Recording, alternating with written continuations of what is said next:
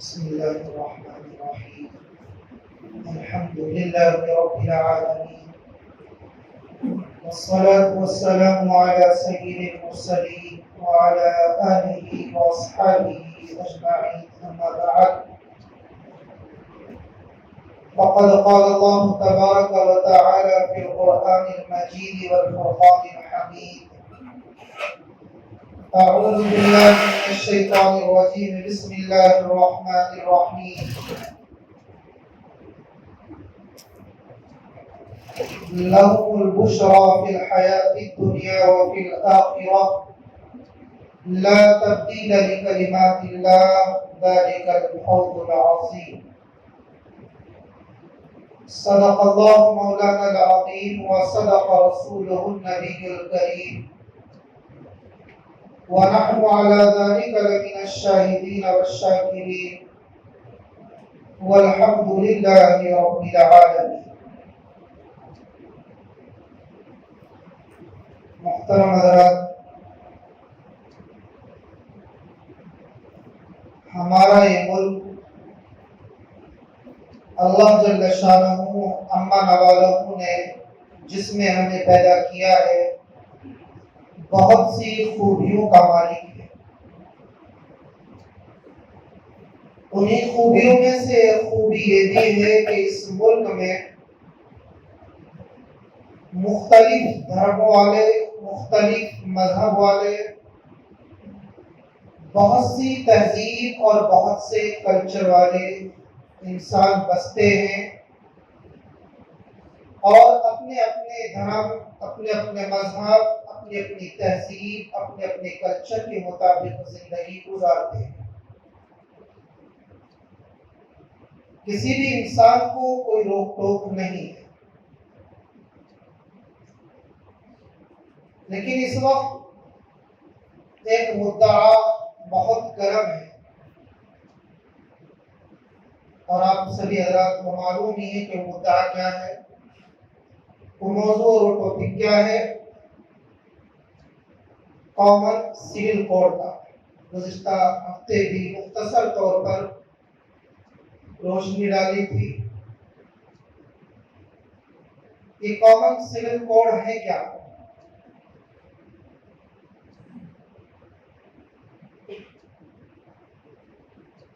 سبھی حضرات جو اس ملک میں رہتے ہیں، بستے ہیں، سب کے لیے ویسے تو قانون ایک ہی ہے کہ اگر کوئی شخص چوری کرتا ہے، چاہے وہ کسی بھی مذہب کا، کسی بھی دھرم کا ہے،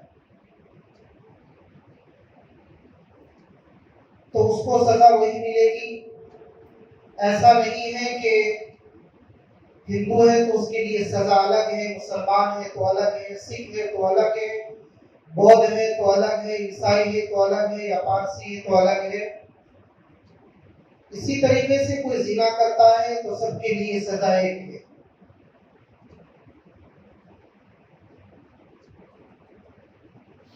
لیکن معاشرتی، خاندانی اور سماجی اعتبار سے ہر مذہب کے ماننے والے کو، ہر دھرم کے ماننے والے کو اپنے اپنے مذہب کے مطابق زندگی گزارنے کا اختیار حاصل ہے. اور ہر مذہب کا ماننے والا اپنے مذہب کے مطابق معاشرتی اور خاندانی زندگی گزار سکتا ہے. اس کے اوپر کوئی زور زبردستی نہیں ہے.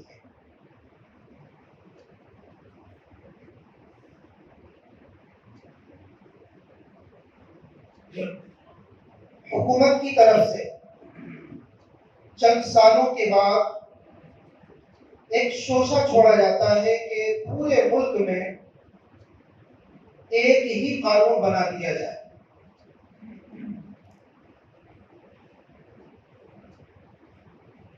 اب اس ایک قانون کو بنانے کا کیا فائدہ ہے؟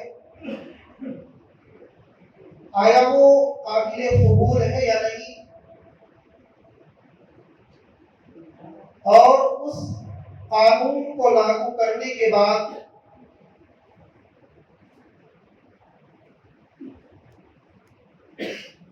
وہ قانون فائدہ مند ہوگا یا نہیں، یہ ایک لمبی بحث ہے۔ حقیقت یہ ہے کہ حکومت اپنی ناکامیوں کو چھپانا چاہتی ہے، اور وہ بہت سے مسائل جو قابل توجہ ہیں، کہ جن مسائل کا لوگوں کے سامنے آنا ضروری ہے اور ان کے اوپر بحث ہونا ضروری ہے، ڈسکس ہونا ضروری ہے، ان کے اوپر پردہ ڈالا جاتا ہے اس طرح کے مدعے لا کر کے۔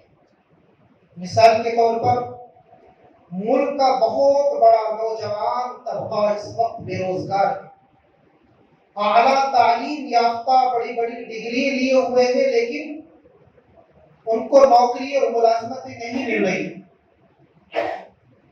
مہنگائی کی اور گرانی کی بھرمار ہے، اس کے اوپر کوئی لگام نہیں ہے۔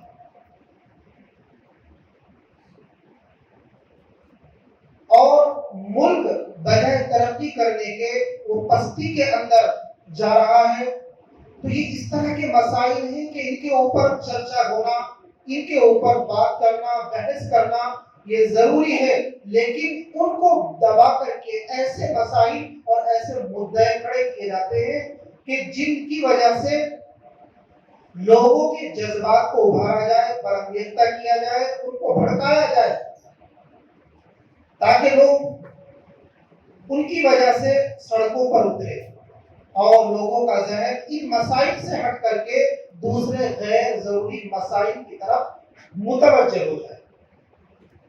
اس وجہ سے یہ بار بار چند دنوں کے بعد مدعے کھڑے کیے جاتے ہیں، اس طرح کے مسائل ابھارے جاتے ہیں۔ تو انہی مسائل میں سے ایک یہ مسئلہ بھی ہے کہ کامن سول کوڈ کو پورے ملک میں لاگو کر دیا جائے، جبکہ اس کوڈ کو اور اس قانون کو لاگو کرنے کے بعد کسی کا کوئی بھلا نہیں ہونے والا، علاوہ نقصان کے اور کچھ ہاتھ نہیں آنے والا۔ نہ کسی کو روزگار ملے گا، نہ کسی کو ملازمتیں ملے گی، نہ کسی کو نوکریاں ملے گی، نہ مہنگائی اور گرانی کے اوپر کچھ لگ سکتا ہے، اور نہ ہی یہ مسائل ختم ہو سکتے۔ اب سوال یہ پیدا ہوتا ہے کہ ہم مسلمان ہیں، اس کامن سول کوڈ کا شرعی اعتبار سے کیا درجہ ہے؟ شرعی پہلو اس کا کیا ہے؟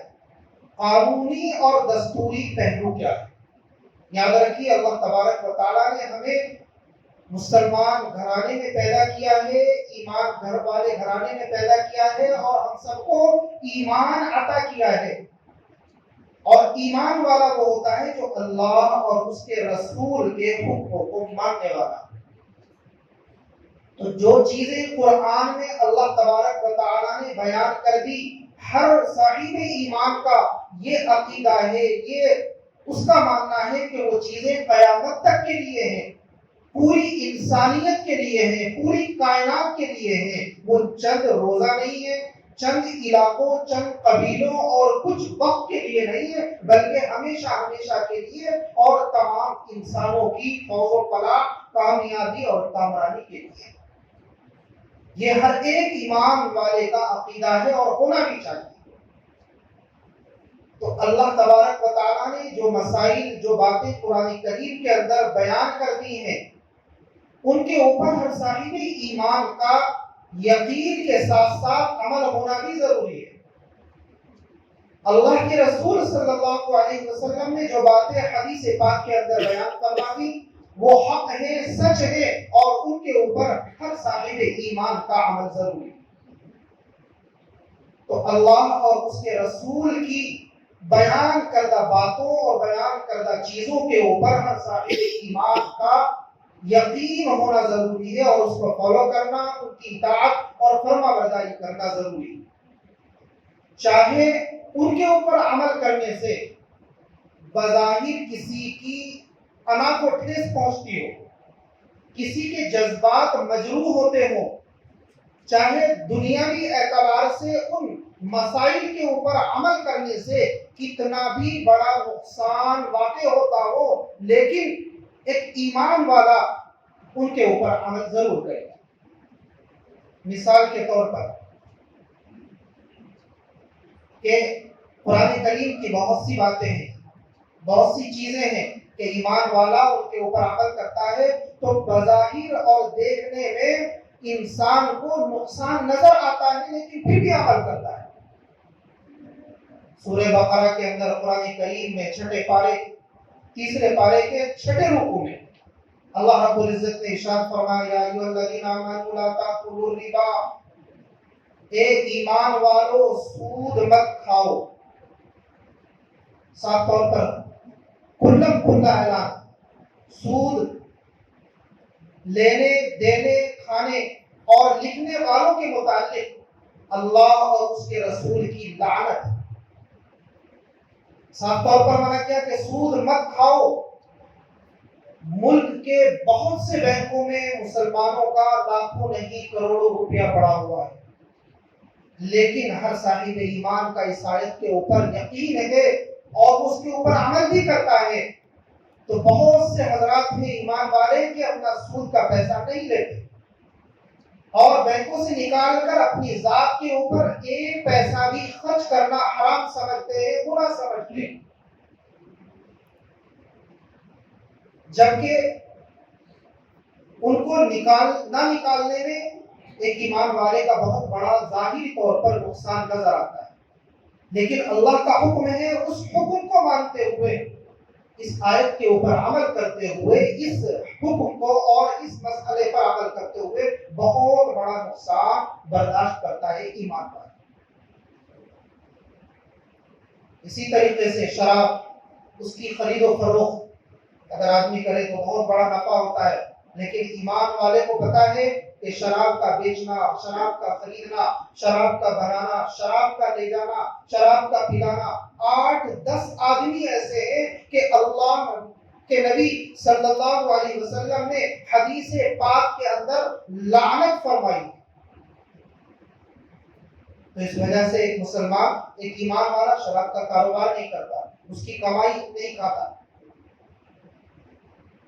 جوا اور سٹے میں انسان کو، ایک ایمان والے کو بظاہر نفع نظر آتا ہے، لیکن قرآن کریم کا حکم ہے یسألونک عن الخمر والمیسر قل فیہما اثم کبیر، کہ تم سے یہ محمد یہ شراب کے بارے میں، جوا سٹے کے بارے میں سوال کرتے ہیں، آپ کہہ دیجئے اسمہما فیہما اسم کبیر، کہ ان دونوں کے اندر بہت بڑا گناہ ہے، گناہ کبیرہ ہے۔ اور ایک جگہ ارشاد فرمایا ایھا الذین آمنوا انما الخمر والمیسر والانصاب والازلام رجس من عمل الشیطان، کہ شراب کا پینا، اس کا بیچنا خریدنا اور اسی طریقے سے جوا اور سٹا، یہ سب کے سب شیطانی عمل ہیں۔ تو ایک ایمان والے کو ان باتوں کا پتہ ہے اور وہ ان کے اوپر عمل بھی کرتا ہے تو بظاہر بہت بڑا اس کو نقصان نظر آتا ہے، لیکن وہ اپنے اس نقصان کو برداشت کرتا ہے کیونکہ اللہ تبارک و تعالیٰ کا حکم ہے۔ تو اللہ کے حکم کے سامنے، اللہ کے رسول صلی اللہ علیہ وسلم کے سامنے ایک ایمان والا دنیاوی اعتبار سے بہت بڑا نقصان گوارا کرتا ہے، اور یہی اس کی مسلمانی اور اس کے ایمانی ہونے کا تقاضا ہے، کیونکہ مسلمان کہتے ہی اس کو ہے جو اللہ اور اس کے رسول کے سامنے اپنی گردن کو جھکا دے، اپنے آپ کو حوالے کر دے، اپنے آپ کو اللہ اور اس کے رسول کے حکم کے سامنے سرنڈر کر دے۔ جہاں اللہ اور اس کے رسول کا حکم آ گیا تو پھر خاموش، اس کے اوپر عمل، یہی ایمان والے کا ایمان اور یقین ہونا چاہیے۔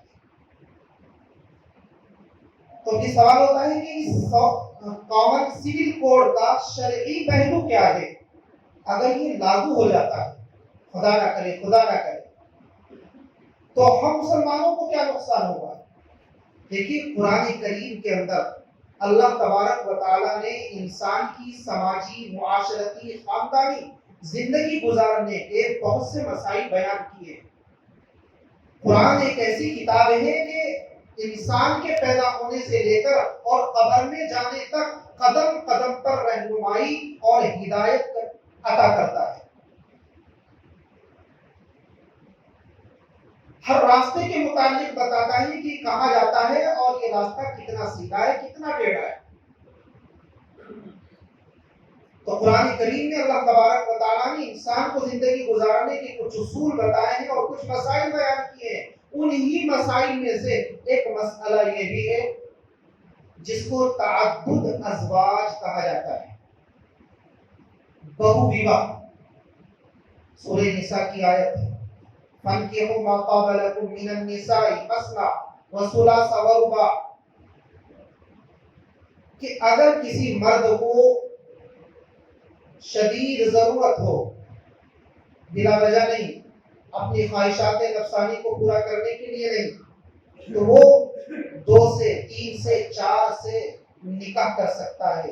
4 عورتوں تک نکاح کی قرآن کریم میں اللہ رب العزت نے ضرورت کے وقت اجازت دی ہے.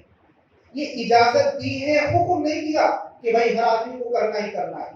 یہ الگ بات ہے کہ مسلمان ان ملکوں میں، ہمارے ہندوستان پاکستان میں غربت سے ویسے ہی دو چار زیادہ تر اس آیت کے اوپر اور اس اجازت کے اوپر عمل نہیں کر پاتے. ایک ہی کا رکھنا بڑا مشکل ہے، اسی کا گزارا بہت مشکل ہے، 2 3 4 کی تو بہت دور کی بات. لیکن بہرحال اجازت ہے کہ اگر ضرورت ہو تو اس کے اوپر عمل کیا جا سکتا ہے. تو اس کو مدعا بنا کر کے اگر یہ کامن سول کوڈ لاگو ہو جاتا ہے تو قرآن کی اس آیت پر کوئی بھی مسلمان عمل نہیں کر سکے گا. یہ الگ بات ہے کہ مسلمانوں سے زیادہ اس آیت پر آج بھی ہندوستان میں غیر لوگ عمل کر رہے ہیں اور کرتے آ رہے ہیں. اگر پرسنٹ اٹھا کر کے دیکھا جائے اور نکالا جائے تو وہ غیر لوگوں کا 2 3 4 کا شادی کرنے کا زیادہ ہے، مسلمانوں کا بہت کم ہے. لیکن بہرحال اجازت ہے. لیکن اگر یہ قانون لاگو ہو جاتا ہے تو اس آیت کے اوپر عمل ناممکن ہوگا اور نہیں کر سکے گا، یہ غیر قانونی ہوتا ہے. اسی طریقے سے وراثت ہندوؤں کے یہاں تو لڑکیوں اور عورتوں کو وراثت کا کوئی تصور ہی نہیں تھا. آزادی کے بعد دستور کے اندر عورتوں کو وراثت دینے کا ایک ترغیب کی گئی اور ان کو وراثت دینے کا حق متعین کیا گیا کہ جتنا لڑکے کو ملے گا اتنا لڑکی کو ملے گا. لیکن اسلام نے 1400 سال پہلے، 1500 سال پہلے قرآن کریم کے اندر ہر شخص کا وراثت میں حصہ متعین کر دیا، عورت کا بھی اور مرد کا بھی. بیٹی ہے تو اس کا بھی، بہن ہے تو اس کا بھی، بیوی ہے تو اس کا بھی، اور ماں ہے تو اس کا بھی. یہ الگ بات ہے کہ اس کے بھی مقابل جو مرد ہیں ان مردوں کے مقابلے میں عورت کا حصہ آدھا ہے. اور اس کی وجہ کیا ہے؟ اس کے اندر حکمت اور مصلحت آدھا حصہ ہونے کی یہ ہے کہ عورت کے اوپر کسی بھی حالت میں گھر کی ذمہ داری نہیں ڈالی، گھر کا خرچہ نہیں رکھا گیا. اگر بیٹی ہے تو اس کا خرچہ باپ کے اوپر ہے، اگر بہن ہے تو اس کا خرچہ بھائی کے اوپر ہے، اگر بیوی ہے تو اس کا کھانا خرچہ وہ شوہر کے اوپر ہے، اور اگر ماں ہے تو اس کا کھانا خرچہ وہ بیٹے کے اوپر ہے. عورت کے اوپر کھانا خرچہ اور گھر کی ذمہ داری نہیں ڈالی گئی، مرد کے اوپر ہے ہر حال میں. تو عورت کو جو آدھا بھی دیا جا رہا ہے یہ بھی اس کے لیے فاضل اور ایکسٹرا ہے، لیکن اسی کو مدعا بنا دیا جاتا ہے. تو اگر خدا نہ خواستہ یہ کامن سول کوڈ لاگو ہو جاتا ہے تو قرآن کے مطابق جو عورت کی حصہ داری ہے میراث کے اندر وہ ختم ہو کر کے برابر حصہ داری بن جاتی ہے کہ جتنا لڑکے کو ملے گا اتنا ہی لڑکی کو بھی دیا جائے گا. اسی طریقے سے طلاق کا اللہ تبارک و تعالیٰ نے اختیار دیا ہے مرد کو، عورت کو نہیں دیا. اور وجہ یہ ہے کہ عورت بڑی جلد باز ہوتی ہے. اگر عورت کو طلاق کا حکم دے دیا جاتا تو ہر گھر میں ناشتے میں ایک طلاق ملا کرتی، اور لنچ میں دوسری طلاق، اور شام کو ڈنر میں تیسری طلاق، معاملہ ختم. لیکن اللہ تبارک و تعالیٰ نے مرد کے اندر قوت برداشت رکھی ہے. اللہ تبارک و تعالیٰ نے اس انسان کو بنایا ہے، وہ ہر پرزے کو اور ہر پارٹ کو جانتا ہے کہ کمی کیا ہے، اسی کے مطابق اللہ تبارک و تعالیٰ نے یہ مسائل بھی بیان کیے. تو اگر خدا نہ خواستہ یہ طلاق، یہ کامن سول کوڈ لاگو ہو جاتا ہے تو طلاق کا آپشن جو مرد کو اختیار دیا گیا ہے وہ ختم ہو جاتا ہے، اور پھر طلاق مرد نہیں دے گا، عورت نہیں دے گی، بلکہ کورٹ میں جائے گا اور سالوں تک وہ مقدمے بازی ہوگی. پہلے ہی سے لاکھوں کے حساب سے مقدمات ہر کورٹ کے اندر ان کا انبار اور ڈھیر لگا ہوا ہے. مزید اور بوجھ بڑھے گا اور اس طریقے سے سالوں طلاق کا یہ پروسیس چلتا رہے گا, تب جا کر کے طلاق مل پائے گی. بہت سے مسائل ہیں, تقریباً 12-14 مسائل ایسے ہیں جو قرآن سے ثابت ہیں. تو اگر یہ کامن سول کوڈ لاگو ہو جاتا ہے تو ان تمام مسائل کے اوپر عمل کرنا ناممکن ہو جائے گا. اور ویسے تو ہم سوچتے ہیں اور حقیقت یہ ہے کہ پہلے ہی سے ہم کون سے قرآن کریم کے قانون پر عمل کر رہے ہیں. طلاق کا وہ ہمیں پتہ نہیں کیسے دینی ہے, اسلام کے اندر کیا طریقہ ہے. 90% کیا بلکہ اگر میں یہ کہوں کہ 95% مسلمانوں کو طلاق دینے کا طریقہ نہیں پتا تو میں یہ جھوٹ نہیں. طلاق کی کتنی قسمیں ہیں, کب دی جائے گی, ہمیں یہ نہیں پتا. طلاق تو بہت آخری آپشن تھا کہ جب میاں بیوی کا گزارا ہی نہ ہو, جب میاں بیوی کا مزاج نہ ملے, کسی طریقے سے بھی میاں بیوی کی زندگی گزارنا مشکل ہو جائے, دوبر ہو جائے, اس وقت طلاق کا آپشن ہے. اور مسلمان معاشرے میں اور خاندان میں کیا ہے کہ نمک زیادہ ہو گیا تو لو طلاق, نیچے زیادہ ہو گئی لو طلاق, کپڑے نہیں دھوئے اس کے اوپر پریس نہیں ہوئی تو لو طلاق. اتنی جہالت ہے, یہ نہیں پتا مسلمان معاشرے کے اندر کہ طلاق کا آپشن کب تھا. تو اس وجہ سے ہم لوگ پہلے ہی سے قرآن کے احکام پر عمل نہیں کرتے. میراث کا آپ دیکھ لیجئے, بہنوں کو کتنے لوگ میراث کے اندر حصہ دیتے ہیں. باپ مر جاتا ہے, سارا کا سارا قبضہ وہ بھائی کا ہو جاتا ہے, اور دلیل ترک یہ دی جاتی ہے کہ باپ نے ان کی شادی کے اندر خرچہ کر دیا, جبکہ شریعت نے خرچہ کرنے کا حکم نہیں دیا تھا. شریعت نے تو میراث کے اندر متعین حصہ کیا تھا, اس حصے کو بہن کو دینے کا حکم دیا تھا. اس پر عمل نہیں ہوگا تو جب ہم خود ہی عمل نہیں کریں گے تو پھر دوسروں کو بھی موقع ملے گا کہ ان کو ختم کر دیا جائے. تو حقیقت یہ ہے کہ قرآن کریم کے ان مسائل کو, ان آیتوں کو ہم فالو نہ کر کے, عمل نہ کر کے خود ہی اپنی زندگیوں سے نکال رہے ہیں, اور ان کے اوپر احکام پر, ان مسائل پر عمل نہ کر کے ہم اپنی زندگیوں سے دور کر رہے ہیں. اللہ تبارک و تعالیٰ سے دعا کریں کہ اللہ اس کامن سول کوڈ کو لاگو نہ ہونے دے, اور ہمیں جو چند مسائل قرآن اور حدیث کے مطابق عمل کرنے کا اختیار ہے ان پر عمل کرنے کی توفیق عطا فرمائے.